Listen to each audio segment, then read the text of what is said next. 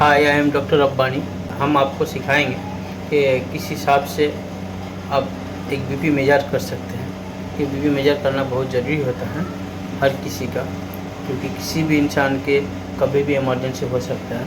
बहुत सारे हमारे अपने घर में कोई भी सर घूम के गिर जाता है, कोई सर दुखता है किसी का, तो कोई बोलता है सर घूम रहा है। बहुत सारे प्रॉब्लम क्रिएट होते सिम्टम वगैरह मिलता है हम लोगों को। बस हम लोग के पास भी मशीन नहीं होता है, मेजर करना नहीं आता है, आसपास में कोई डॉक्टर वगैरह भी नहीं मिलता है जल्दी, या फिर अगर रात को इमरजेंसी हुआ तो कोई डॉक्टर आने भी नहीं चाहता है। बहुत सारे प्रॉब्लम होते हैं जिसकी वजह से हम लोग को बहुत सारी दिक्कत का सामना करना पड़ता है। तो अगर हम लोग खुद जाने कि किस हिसाब से बीपी मेजर करना है और कैसे हम मेजर कर सकते हैं, तो ये प्रॉब्लम से हम लोग निजात पा सकते हैं। और जनरली बीपी मशीन बहुत तरीके का होता है, ठीक है।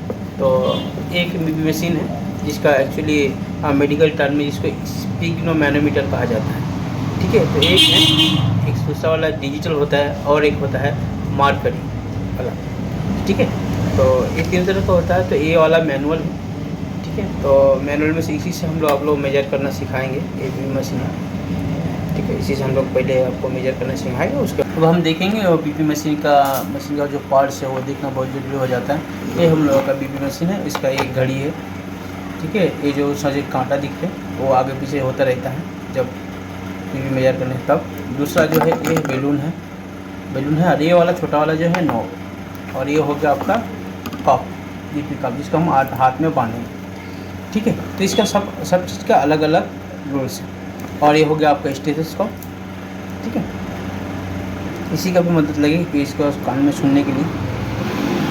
अब हम बताएंगे आपको कि एक्चुअली जो एक कफ है ये कहाँ बांधना ठीक रहता है।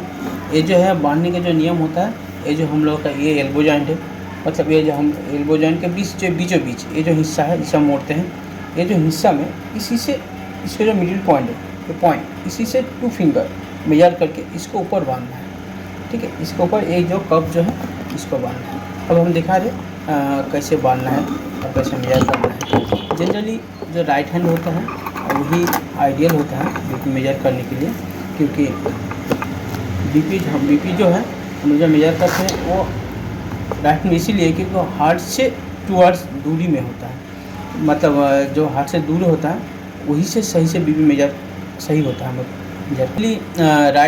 दाहिने हाथ में, जिसको राइट हैंड में दाहिने हाथ में बीपी मेजर करना चाहिए डेली, इसलिए है कि बीपी का मतलब होता है पेरिफेरल रेजिस्टेंस। तो जो हार्ट हम ज़्यादातर लोगों का बाएं तरफ होता है मेनली, और इसी की वजह से थोड़ा दाहिने हाथ में थोड़ा सा बीपी बाएं हाथ से ज़्यादा मिलता है, इसीलिए दाहिना हाथ का जो बीपी है वही आइडियल होता है मेजर करने के लिए। अब हम दिखा रहे हैं कि कैसे इसको कप को जो है इसको बांधना है। ये देखिए पकड़ से ये हाथ है, तो इसी हाथ के ऊपर हम कप बांधेंगे। कहाँ बांधेंगे? 2 फिंगर मेजर करके, ऑलमोस्ट मेजर करके इसको थोड़ा ऊपर इसको बांधेंगे। इसको नॉर्मली यूजुअली ना तो बहुत ज़्यादा टाइट करना है ना तो बहुत ज़्यादा लूज करना है, नॉर्मली इसको इस हिसाब से बांध देंगे, ठीक है। अब जो है ये जो स्टेथोस्कोप है इसका काम अब आ जाएगा। तो ये जो नॉब है इसको जो हम पहले नॉब को देख लेना है, देख इसको टाइट करना है। और ये जो घड़ी है इसको कांटे को हमको देखना है कि ये कहाँ तक बढ़ रहा है, सब ठीक है कि नहीं। वो जीरो जो पॉइंट है बिल्कुल देखिए जीरो है, उसी जगह है कि नहीं ये भी देखना है, ठीक है, कि उसका डिफेक्ट है कि नहीं, ये भी हम लोगों को चेक कर लेना है, ठीक है। अब हम देखेंगे इस जो नॉब है इसको ठीक से टाइट कर दिए, और जो बेलून है इसको हम इसी हिसाब से दबाते रहेंगे और कांटा धीरे धीरे ऊपर जाते रहेगा। देखिए कैसे जा रहा है, हम बेलून के दाब रहे और धीरे धीरे जो कांटा। जनरली इसको हम कहाँ तक ले जाएंगे, अगर पेशेंट हाइपरटेंसिव नहीं है, मतलब प्रेशर का दवाई नहीं ले रहे, तो इसको हम 160 तक ले जाएंगे, 160 तक ले जाएंगे। उसके बाद इस घड़ी के यहाँ रखे, हमको घड़ी के तरफ नज़र रखना है, इसको नॉब पे भी रखना है इसे। उसके बाद हम स्टेथो लेंगे, स्टेथो लेने के बाद कहाँ बैठाएंगे, बिल्कुल जो यहाँ बिल्कुल इसे कान में हमको देखना है, कान में ले लिए। देखने में हमको चेक करना है कि ये जो स्टेथोस्कोप है इसका 2 हिस्सा होता है, ये सामने वाला, ये पीछे वाला। अगर हम इसको पीछे ले जाते हैं तो ये 1 हो जाता है, अगर इसको हम सामने ले जाते हैं ये वाला 1 हो जाता है, ठीक है। तो हम इसी हिसाब इसको बैठा कर बीपी मेजर करेंगे, मतलब सुनेंगे इससे। तो हम इसको यहाँ बैठा दें, देखिए बैठा दिए ना। इसको ले गए थे 160 तक। अब ये जो नॉब है, इस नॉब को हमको खोलना है। अच्छा, एट फर्स्ट हम यहाँ लगा के देखेंगे कि साउंड सुनाई दे रहा है क्या नहीं। अगर सुनाई दिया तो मतलब बीपी और ज़्यादा है, इसको हम और ऊपर तक ले जाएंगे। और देखेंगे कि नहीं सुनाई दे रहा था, अब इसको धीरे धीरे ये नॉब को खोल के ईआर क्लिक करके हम धीरे धीरे उसको नीचे लेके आएंगे।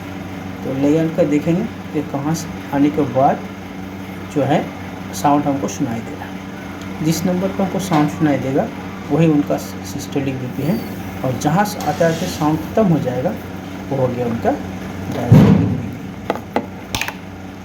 और एक मेथड होता है बीपी मेजर करने का, जिसको हम लोग बोलते हैं पैल्पिटेट, मतलब हो गया फील करना। पैल्पिटेट मतलब फील, तो ये 3 फिंगर है, 3 फिंगर से हम लोग उसको फील करेंगे। 3 फिंगर का अलग अलग रोल होता है कि हम जो किसी भी ये जो हिस्सा होता है हम लोग का रेडियल हिस्सा, ये वाला यहाँ फील कर पल्स होता है, रेडियल आर्टरी होता है, वहाँ से हम लोग रेडियल आर्टरी का जो रेडियल पल्स उसको हम लोग फील करके कहते हैं, फील करके बीपी मेजर करते हैं। तो इसे हम बताएंगे 3 फिंगर का अलग अलग रोल होता है कि एक का होता है बैक ऑफ प्रेशर जो रोकने के लिए, दूसरा तीसरा जो मिडिल फिंगर जो होता है इसको सिर्फ फील करने के लिए होता है। तो इसी हिसाब से हम बैठाएंगे, तो इसी संग से फील करेंगे पल्स को, और फिर एक ही हिसाब से फिर से नॉब को टाइट करके जो बेलून का दबा के ये जो घड़ी का जो कांटा है उसको ऊपर तक ले जाना है। ऐसे ऐसे करते हैं बिल्कुल, तो रोक देंगे। रोकने के बाद हम धीरे धीरे इसको नॉब को खोल के फिर से ईआर को नीचे लेके आएंगे, ये कांटा को नीचे लेंगे ये लीक करके। जहाँ हमको पल्स फील होगा जिस जगह वही हो गया उनका सिस्टोलिक प्रेशर। नॉर्मल बीपी क्या होता है? नॉर्मल बीपी होता है दो टाइप का एक्चुअली बीपी होता है, एक सिस्टोलिक और डायस्टोलिक। तो हम लोग को देखना है कि दो बीपी जनरली नॉर्मल रेंज में आता है। हम लोग जनरली जानते हैं कि बीपी 120/80, 110/70 मेल फीमेल के अलग अलग होता है। तो ऐसे हम लोग जानते हैं ये एक्चुअली एवरेज बीपी होता है। बीपी का एक नॉर्मल रेंज होता है, इसी से इतना तक नॉर्मल होता है। जैसे पकड़ लीजिए कोई फीमेल पर्सन के लिए जिसका उम्र 18 साल से ऊपर हो, उनके लिए सिस्टोलिक बीपी 100 से लेकर 140 तक, और डायस्टोलिक बीपी आपका 70 से 90 तक। मेल पर्सन के लिए भी एक ही जैसा होता है, सिस्टोलिक बीपी 100 से लेकर 140 और डायस्टोलिक बीपी आपका 70 से 90, ये नॉर्मल होता है।